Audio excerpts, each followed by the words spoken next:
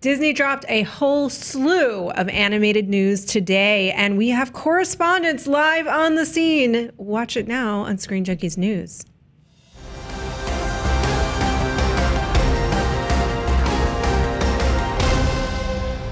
Today's episode is presented by T-Mobile, America's best unlimited network. Let us be joined, Andy Signor. I'm Roth Cornett. Hey. This is Andy Signor. It's the end of the day on a Friday. I know, but we have some awesome people over in Anaheim at D23, right, We Roth? have the hostess of Yes. Millennial Falcon, Jenny Yes. Nicholson. We have And Mike Carlson. Hashtag Botanicus. Mike Carlson, are you guys there? Hey! Yeah. Hi. We're We're- D23. Yay! You guys were at the animation panel today, yes? Yeah, Yes, we got we to were. watch all the different previews. Oh, please, Roth. We're gonna run down all of the important news that came out of the animation panel today, starting with Wreck-It Ralph. You and I were talking about this earlier, Jenny. They got to meet some princessi. Yeah, since they're in the internet, they go to a Disney fan site, which is a real fan site called Oh My Disney, and then that was their way of shoehorning in basically like a comedy short where Penelope meets all the princesses, and they got the still living voice actresses for all of the princesses. Wow. They had all that crossover humor that comes out of it, and it was kind of weird that it's like a weird tangent to have in the middle of your internet movie. C-3PO even showed up, but yeah. So I they're thought it was going fun. really meta. Super meta, it sounds like. It was pretty meta. A lot yeah. of meta stuff, yes. Yeah. A lot of winking at the audience. Mike, I want to know, too meta for Mike Carlson or just enough? Well, here's what the setup is a little with the actual website, a little bit too meta for me. Then they go into the princesses, and it's very winky. But I was like, you know what, this does work. And then C-3PO shows up, and it took me right out of it again. And I was like, It's an emotional too meta, roller too much. coaster. Yeah, it was a little bit much plugging their site. Yes. It was, yeah. Yeah, it's weird. It's a Disney site. Interesting. They're going full, what's that called when they, corporate synergy. Corporate synergy, yeah. Yeah, it seemed a Hashtag little business. bit like all your favorites and more at Oh My Disney. It did seem a little bit self-promotional there. But did the princesses know each other? Because my whole understanding is that the princesses are never meant to interact. Did they interact with Ralph or each other? Well, see, yeah, that's the thing. They interacted with each other, and I know that Disney had planned an animated short where all the princesses would be in one castle, and then Princess Creative that runs the doll line was like, no, you have to scrap it because character integrity, we cannot have them interact. It wouldn't make any sense, but I guess they decided they don't care anymore. the princesses all hang out together in one room, and then they like do stuff, I guess. Yeah. Yeah, well, it's a Jodie Benson was Ariel, Pedro Harabel. They got really everybody. Anakta Noni Rose as Tiana, Mandy Moore, Kelly McDonald as Merida. They're all there. Kristen Bell as Anna, Alu Cravallo as Moana. Wow, that's not. I mean, that's pulling out all the stops. That's the Princess Avenger film. Plus, I hear Taraji P. Henson is playing a new trendaholic algorithm who acts as a guide to take Ralph through the internet. Did we get to see her? Yeah, we had a little clip, just a couple sentences where she basically set up the princess clip, but it seems like a really cool idea for the character. They show how she can like change her outfit and her hair to kind of reflect. I think she's like a human BuzzFeed, so she's always trying to be on trend, and that's kind of the joke there. I mean, that's probably Disney's greatest villain, potentially. Yeah, the human BuzzFeed. I want to see human BuzzFeed versus human Centipede at a certain point. Ugh, not in this movie. So, final thoughts on Wreck-It Ralph? Yay, nay? BuzzFeed is scarier, though. Yeah. I agree. Yeah, so we're yay or nay on Wreck-It Ralph 2 when it breaks the internet. I'm still on the fence. Really? Wow, so they didn't get you excited. All right, well, there we go. We have two of our biggest Disney fans, and they are not excited. That makes me a little nervous. What about Incredibles 2? How are we feeling about that? Yeah. That one could be really cool. I was really excited by the concept artwork they showed of different locations. I think the vibe looks very what you'd expect from Brad Bird. Kind of reminded me of his Tomorrowland designs that we didn't really get to see brought to their full potential. All that retro futuristic stuff. Or it kind of looks like the late 60s, early 70s idea of the future. So the Incredibles have like a fancy new house that's really awesome with glass everywhere. sharp edges, and a lot of interiors. I think one of them was going to be Edna's or Frozone's, but just a lot of cool cityscapes and building artwork. And this one's focused on Elastigirl, yeah? And a clip of the baby fighting a raccoon. I want to make sure people heard that baby. Elastigirl's going to go on kind of her own. Yeah, that's sorry, but I was reading Elastigirl's the hero. They're saying baby raccoon fight. Yes. And Elastigirl, you were saying earlier, Jenny, that it felt like to you that they may be going in backflashes, that it was a younger Elastigirl that was going to focus on. Yeah, either flashbacks or maybe she'll resume her old identity, because it kind of looked like there was artwork of her on a motorcycle, and I think she was in her Incredibles costume. But the name Elastigirl is from her pre-Incredibles days, so I wondered if maybe the reason she's the focal point is that this is like a villain from her past. Maybe she'll take the Elastigirl mantle up again. It's kind of hard to tell, but I do think it's cool that they're calling her Elastigirl, because I just always thought that was a cooler costume. Yeah, they're saying, so apparently the rumor is he's, Mr. Incredible stays at home with the baby, and Jack, they showed a scene with Jack fighting a raccoon. That's what you guys were sort of trying to say, yes? Where he multiplies and shows off his superpowers? Yeah, I've always been worried. Like, the scene was, like, really cruel. The raccoon got beaten up bad, is what I'm saying. Yeah. And it was kind of mean. I like it. It's a Mr. Mom. Yeah, Mr. Bird said it's fundamentally a story about family, and the technology's gotten so much better. We can get them close to what he wanted to do in the original. It's like driving a better car. Ooh. So I'm excited, because the technology in these movies always gets better and better in Pixar. It does, but it's really about the story. Like, I'm excited because the story sounds like one I would want to see, but how do you guys feel? Yay or nay? See the characters rendered in the new high-tech way. I think yay on Incredibles. Yeah. Yay. Oh, good. They sold you. But they didn't. Did you expect to see more? It is coming out next June. Yeah, I mean, but of all of the movies, I would say I expected to see more. I did go to 2015 D23, and I felt like they had a lot more to show. Not only a lot more movies to announce, but a higher volume of content to show from the movies they were talking about. These ones, it was pretty much just reminding us of things they had already announced. The only brand new one was this suburban fantasy concept.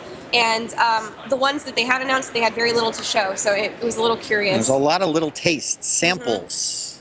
What's the suburban fantasy? This is the Dan Scallion, director of Monsters University, doing the project about his father, who he never met, who died early when he was 1. Yes? Yeah, the suburban fantasy. Yeah, it's and that one's basically set in a universe where the fantasy stuff is ancient history. So it did exist. People just kind of got tired of seeing magic because it was hard and technology's easier. But it's like acknowledged that it used to exist. You still have goblins and dwarves and stuff walking around. Like they had the arc of a wise tree, but it's just in a parking lot. They said that the unicorns are like raccoons, where there's just thousands and they're pets and you want them out of your city. They had some fun artwork of like a goggly-eyed, rabid-looking unicorn eating garbage on the side of the street.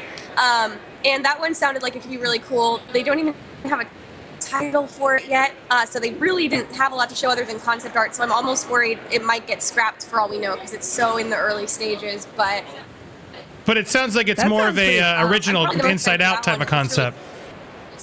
Exactly. It's not a sequel or not anything like that. It's just a new universe. And I'm already thinking theme park potential if that movie happens. They could have a whole land. So that could be awesome. With rabid raccoon unicorns. Rodent unicorns. Rodent unicorns. All right, and I'm curious. So, Mike, what was your biggest takeaway? What are you most excited? Really what were you most excited for out of D23? Well, out of this animation panel. D23 is a whole. Out of this animation panel. Or just this panel. This panel. Animation. As I so valiantly argued yesterday, I'm a big Toy Story fan.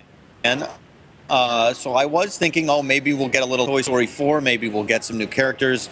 But what we got was, look at the offices of Toy Story 4.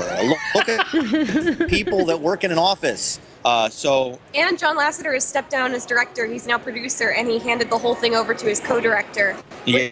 He thought it was a bad sign. I'm withholding judgment. Well, it just seems like we've had release date shifts and we've had changes in personnel, so I would imagine the project is continuing to evolve. But I was hoping, I was looking to look at it. But that being said, I think Incredibles 2 seems like it should be very fun, and I'm looking forward to that. What if it was Toy Story Office Space? That could be good. Like they're the knickknacks on somebody's cubicle. Yeah. I like And instead of adult toys, they were human. Yeah. It's all Mike Carlson's toys. I love the idea of that. Adult toys. I don't know about that. Sorry, you're right. Sorry, I didn't mean. I meant dirty mind. Jeez. And it's sort of but playing with, Josh like, Cooley is the director who was up from that. Sorry. Yeah, and it opens up in 2 years, June 2019. Jenny, what was your takeaway? What was your favorite thing out of this animation we panel? got to talk about Frozen 2, guys, just and Planes in excited Space. For Planes 3. Oh yeah, Frozen 2. Frozen 2. They literally just said we're still making that, and then they showed us footage of the production crew going to Norway. So again, no footage, no concept art, nothing to show for it. Although they did, like half of the footage was the people touring a volcano. So I have a conspiracy theory that we're going to have a volcano power Prince Rose 2, and sell lots of pretty dresses that look like volcanoes. I was hoping for Princess Avengers, but it looks like we're only going to get that teased in Wreck-It Ralph. Yeah, but what was this thing I heard about Planes 3? Are they doing a Cars movie with spaceships and stuff? Okay, they didn't title it, and they didn't say it was in the Planes franchise, but it did have planes with eyeballs, and it's going to space. So it's planes that fly so fast that they go into space. So I'm calling it Planes 3, Planes in Space, which is what I assume the working title is. But that was very secretive. They literally just had test footage showing us planes flying really fast. Like no story, no dialogue, just planes flying really fast. And it looked beautiful, but it was just planes flying really fast. I'm into Planes in Space. Sounds like the whole the whole panel was a bit of a wash, if you ask me. It was much better last convention, I'll say that much. Well, was there anything walking around D23 you're excited? They unveiled the new Star Wars land diorama, right, Mike? What was that? Did you see the Star Wars land diorama for Disneyland? No, I'm trying to see that right after this. All right, good. So there's still cool things to see there. Anything else you guys saw you want to report on? Barely touched the con floor. I think there's a lot of cool stuff this year. And I think tomorrow's panel is going to be really huge, the live one, so stoked for that. All right, we're going to tease a couple of things We saw a guy here. dressed as Dreamfinder. So Mike and Jenny are going to be at D23 tomorrow reporting from the live action panel as well. You can see some of that here on Screen Junkies News. And then you can see Jenny's Millennial Falcon, which will be on Screen Junkies' original channel this Sunday. You should definitely check it out. They're both two great correspondents. I thank them so much for going. Disney and for joining fanatics. us. Thank you guys for reporting. Thank you guys. And go check out that Marvel thing on the booth. They have people still under wraps. We don't know who they are. Yeah. Who's it going to be? Do you have any predictions? That was a... Do you think it's the Fantastic Four? No idea. Howard the Duck. Oh. This has been a valiant Skype effort on your part. Yes, thank you for bearing with us. Thank you for bearing with us. Go enjoy the floor. Thank you, guys. Thank you. We thank the technology, too. I'm jealous I'm not there. There's always fun stuff to look at. But that panel sounds like they didn't really deliver too many of the goods on the footage-wise. I'm not sure. It sounds like The Incredibles. It was a cool Yeah, I'm on Incredibles. I'm with you there. I got to see that. I'm into The Incredibles. I'm into the idea of doing a Toy Story that deals with adults who have toys and exploring the whole, like... But that was not said at this panel, so well, I'm making it up. I would be in that, but we didn't. If we got that, I'd be excited. Well, I'm saying we are. It's about... I heard it's about Bo Peep Lamp. For real. Bo Peep Lamp was lost, and Woody misses her, and it's a love story. That's what John Lasseter has said previously, being quoted, which I'm like, that's worth bringing it back. And now the guy who was most passionate about it is stepping away. It's a little troublesome. But I love those characters. I will give them the benefit of the doubt. I love Pixar. Let's fingers crossed, right? Fingers crossed. Toy Story 3 is truly one of the greatest animated films of all time. That is... I would argue it's a knockoff of Toy Story 2. Just a little bit more nostalgic. Because we all waited too long, and we all felt the need of those... they're going to die because now we're older and we're all old. It's nostalgia porn. Toy Story 2 did it first. Not. You could say the same thing about Terminator 2, which is literally the exact same structure as Terminator 1. That doesn't mean what I said is false. Still a great movie. Still a great action movie. Great action movie. I love this channel. Great You love this? Movie. What do you think? Tell us in the comments below. Thank you for sticking with us. I hope that this comes in clear and that you were able to hear the report that they gave. We have a little bit of technical difficulty with the Skype, but thank you for being valiant and staying with us. And tune in next time to Screen Junkies News, because I don't know why I'm doing the hand thing. Why am I doing the hand thing? I just like doing hand things too. Bye-bye. This episode was presented by T-Mobile, America's best unlimited network.